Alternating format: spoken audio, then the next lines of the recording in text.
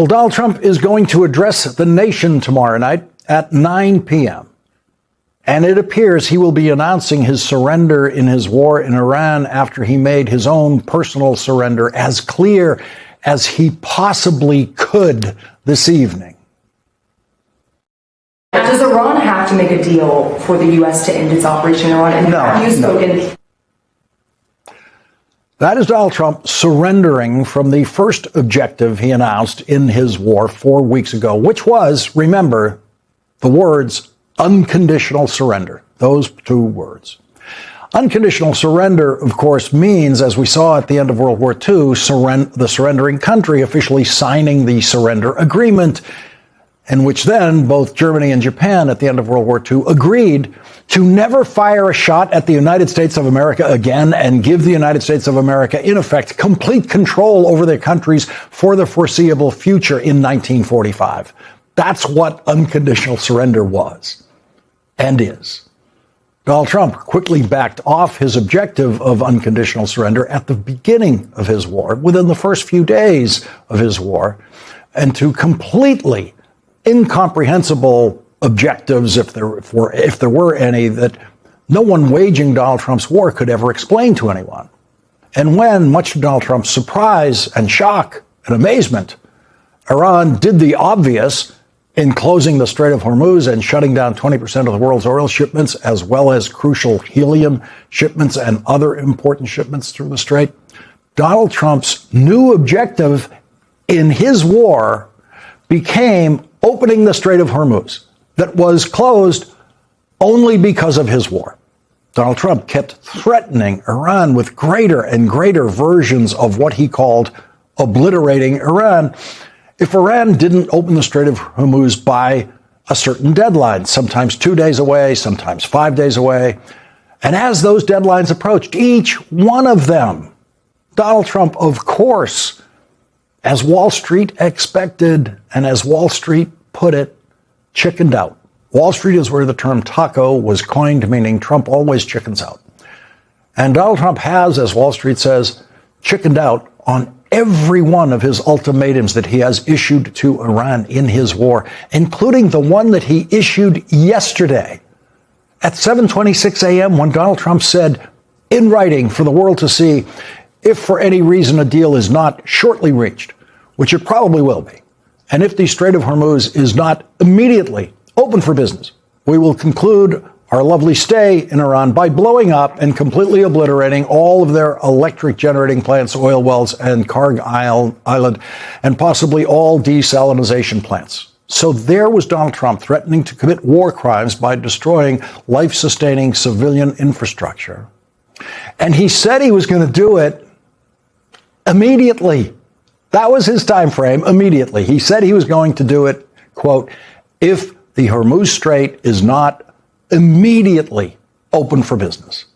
For everyone else in the world, immediately means immediately. For Donald Trump, it means nothing because, as Wall Street knows, Trump always chickens out. So that was yesterday. The Strait of Hormuz has to be opened immediately.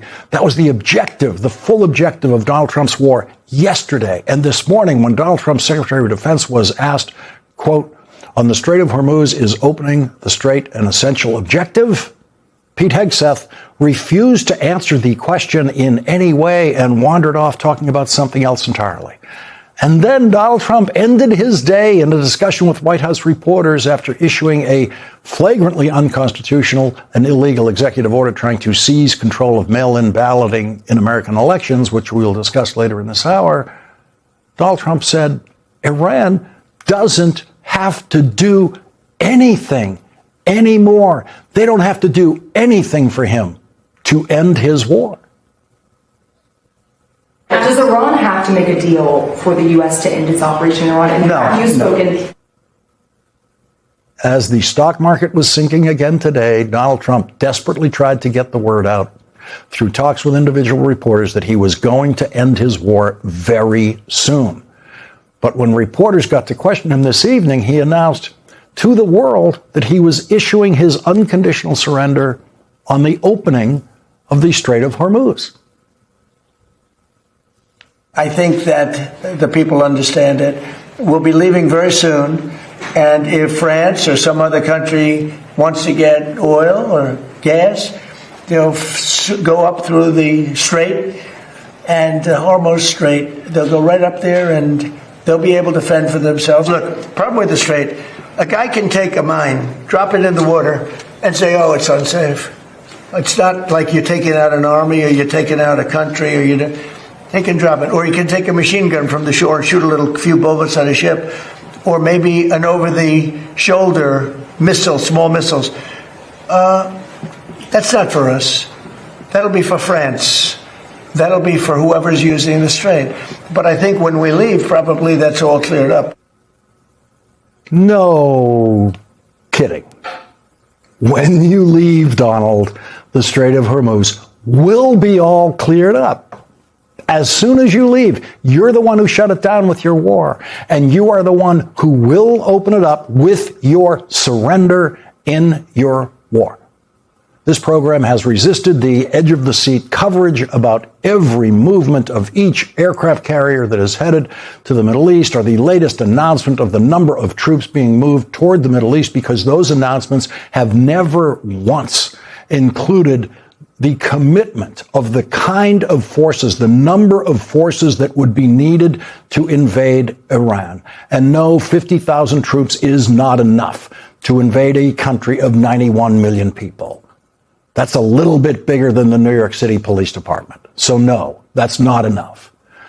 And Donald Trump knows that all those announcements he's made of troop movements are not enough. Iran knows that they're not enough. Donald Trump's defense secretary knows that. Moving 50,000 troops is a stunt so that Donald Trump can pretend, when reporters ask about what they like to call boots on the ground, that he has options when he does not have any options, and he knows it.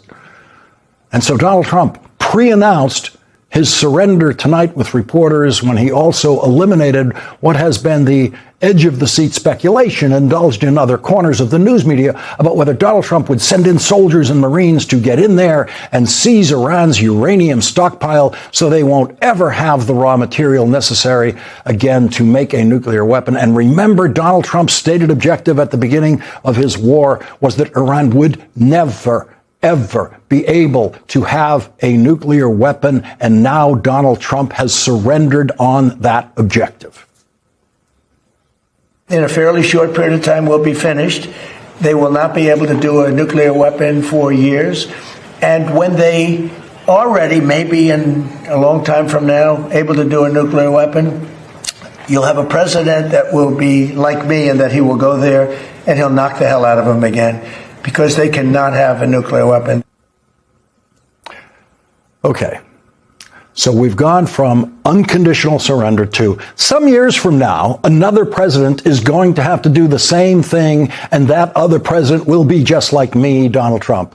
No, Donald, there will not be another president like you. And so Donald Trump is ending his war with, as was reasonably predicted here and elsewhere from the start of his war, absolutely nothing to show for it. The same crushing dictatorial regime is in place. And every single thing Donald Trump has done with Iran since he first became president has made the situation worse for the world and for the people of Iran.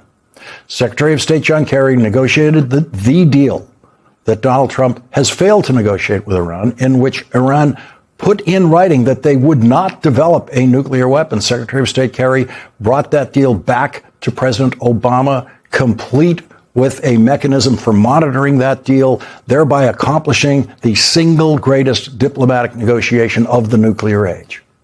A singular achievement in the history of foreign policy anywhere in the world. And Donald Trump ripped it up.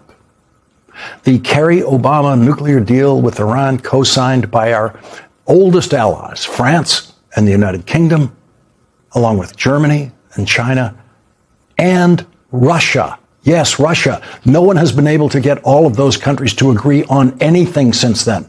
And Donald Trump will never get those countries to agree on anything.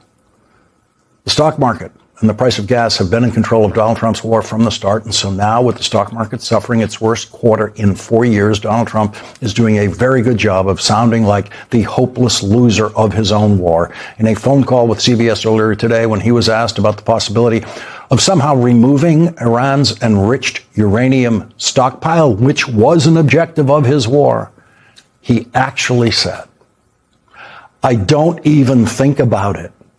I just know that, that's so deeply buried, it's going to be very hard for anybody. First, it was an objective of Donald Trump's war. And then, in his surrender, I don't even think about it. That is how a madman wages war in the 21st century. What we are witnessing is no longer a coherent foreign policy. It is a raw exposure of failure dressed up as strength.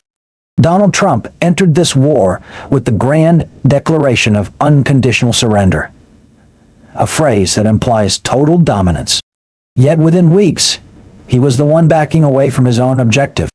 When Iran shut down the Strait of Hormuz and disrupted global supply chains, Trump's response wasn't control or strategy.